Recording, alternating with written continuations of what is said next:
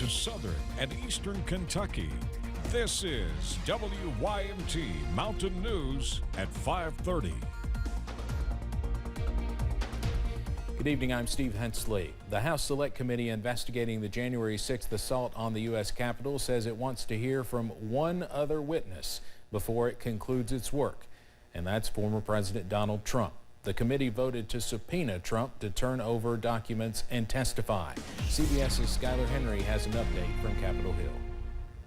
How do you feel, Mr. Trump? Former President Donald Trump has responded to the January 6th committee's vote to issue a subpoena for his testimony and documents.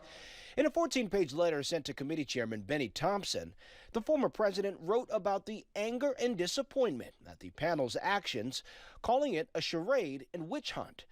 Trump also slammed the committee for not looking into his false claims of election fraud and then appeared to side with January 6th attackers, saying the committee has targeted only those who were, as concerned American citizens, protesting the fraud itself. The central cause of January 6th was one man, Donald Trump, whom many others followed. The committee says Trump's election fraud lies fueled the attack on the Capitol. We have left no doubt, none, that Donald Trump led an effort to upend American democracy that directly resulted in the violence of January 6th.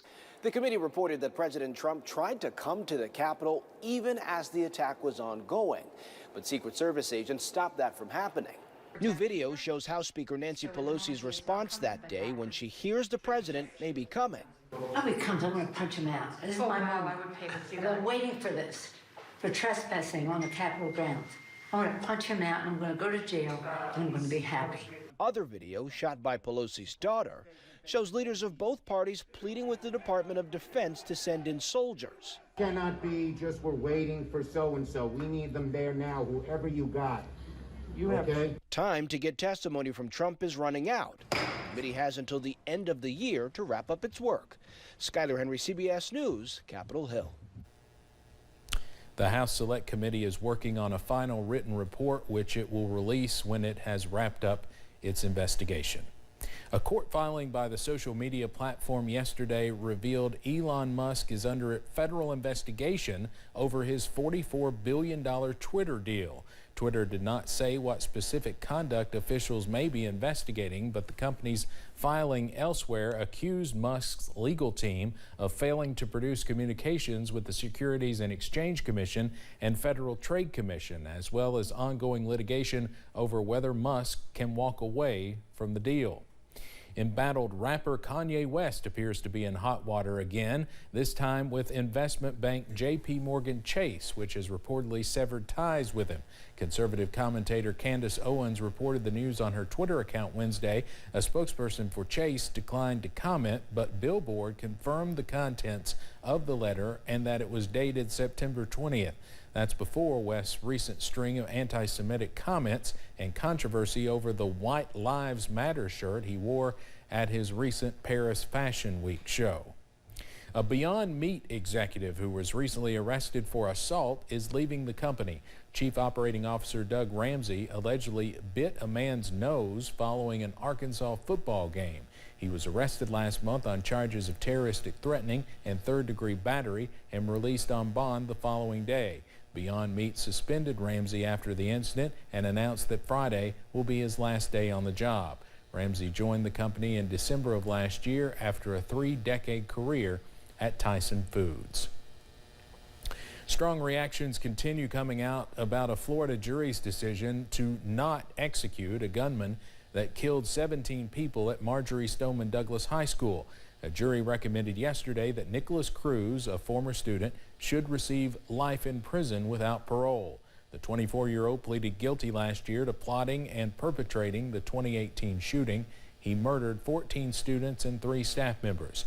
CBS's Manuel Bojorquez spoke to some of their families and is at the courthouse in Fort Lauderdale. This jury failed our families today. Following Thursday's verdict, distraught families of the Parkland shootings victims didn't mince their words. I pray that that animal suffers every day of his life in jail. In Florida, a death sentence requires jurors' unanimous recommendation. This jury was divided, citing factors like the defense's argument that the shooter was mentally ill, in part because of his mother's drug and alcohol abuse when she was pregnant. Victims' families couldn't believe it. You have sent the message out there to everyone. You will just get off by pleading that you're insane. Outside the courthouse, we followed up with Linda Beagle Schulman. Her son, Scott Beagle, was a teacher at the school who died in the shooting. A death penalty for you would have meant what? A death penalty for me would have meant that we made sure he was put to death like he made sure he killed our loved ones. We also spoke with Patricia Oliver, who lost her 17-year-old son, Joaquin. I feel angry. I feel rage. I feel that justice wasn't served. She told us her husband, Manuel, decided not to come to the trial because it would have been too painful. Instead, he's traveling across the country in this school bus, emblazoned with his son's nickname, Guac, to promote gun violence prevention. We, the jury, CBS News was with Oliver in Tulsa, Oklahoma, as the verdict came down. We had a death penalty option in Florida, and we don't use it when 17 people die through a massacre inside a school. The outrage is not just coming from the Parkland families. Florida's governor has called the verdict a miscarriage of justice.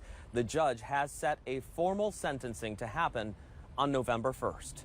Manuel Bojorquez, CBS News, Fort Lauderdale.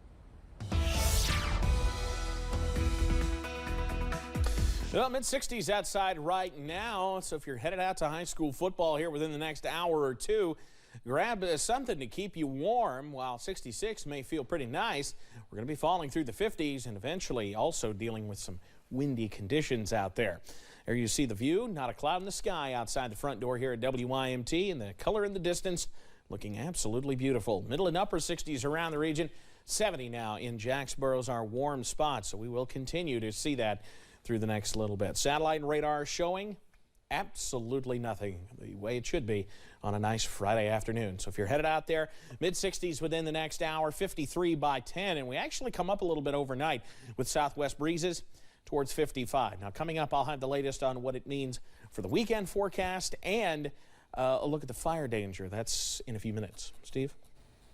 All right, Evan, thank you. Abbott Labs is recalling some of its baby formula. Today, the company announced it is recalling certain lots of its 2-ounce ready-to-feed liquid formula due to a problem with bottle caps.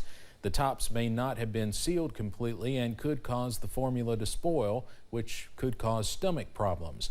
Most of the affected products are distributed primarily to hospitals and doctors' offices. The recall does not include any powder formulas. Abbott says the recall involves a small fraction of total infant formula and should not affect the overall supply. Affected lot numbers can be found at similacrecall.com. Some scary news about an already terrifying diagnosis. More and more young people are getting cancer. Researchers at Harvard looked at cancer registry records from 44 countries and that found that early onset cancers are rising rapidly for colorectal and 13 other types of cancers, many of which affect the digestive system. They say this spike is because of a number of risk factors all being added together, like obesity, inactivity, diabetes, alcohol, smoking, environmental pollution, and diets high in red meat and added sugars, not to mention shift work and lack of sleep. The Food and Drug Administration has announced a shortage of the attention deficit hyperactivity drug Adderall. The agency's drug shortages page says back orders for several generic forms of the drug are expected to last into March. There is also a back order on one name brand dosage that is expected to be resolved this month. The FDA says Teva Pharmaceuticals is having ongoing intermittent manufacturing delays. Other manufacturers are producing, but they do not have enough supply to continue to meet U.S. market demand. Coming up on Mountain News at 5:30, 6 attorneys general are trying to put a stop to the president's student loan forgiveness plan. What happens if they are successful? Plus another cool one on the way. The latest on that fall chill continues after this.